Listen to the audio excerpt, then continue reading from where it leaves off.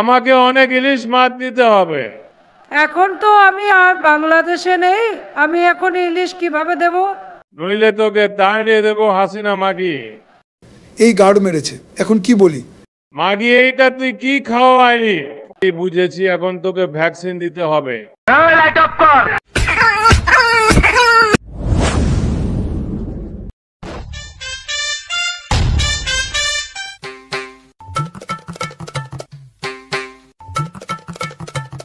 হাসিনা, এইবার পূজা আমাকে অনেক ইলিশ মাছ দিতে হবে।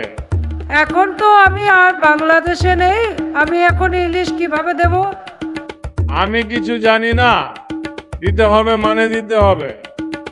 মাছ দিলে এখানে থাকতে পারবি, নইলে তোকে তাড়িয়ে দেবো হাসিনা মাগি। আচ্ছা, দেখি কি করা যায়। হ্যালো কাওয়া, এই তো হাসু আপা শুনতে পাচ্ছি। আমাকে কিছু ইলিশ মাছ পাঠাও। ইলিশ মাছ না পেলে মোদি আমাকে এখানে থাকতে দেবে না। এই গার্ড মেরেছে, এখন কি বলি? হ্যালো হ্যালো হ্যালো, এইবার বুঝো ঠেলা।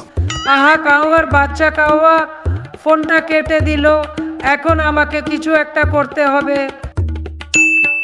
এই তো বুদ্ধি পেয়েছি, দরকার হলে বাজার থেকে ইলিশ মাছের মতো দেখতে কোনো মাছ এনে তাতে লবণ দিয়ে ভিজিয়ে রাখলে ইলিশ মাছের মতো হয়ে যাবে। আর এই দিয়ে মোদি বায়নচোদকে খুশি করতে হবে।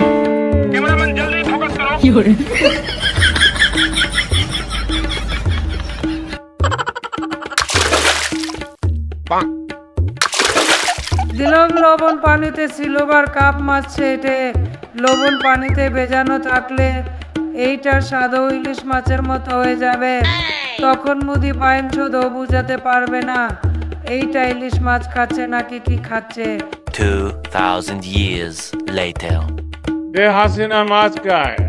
এই নাও মুদি, তোমার জন্য আমি নিজে হাতে রান্না করেছি, খেয়ে বলো তো কেমন হয়েছে।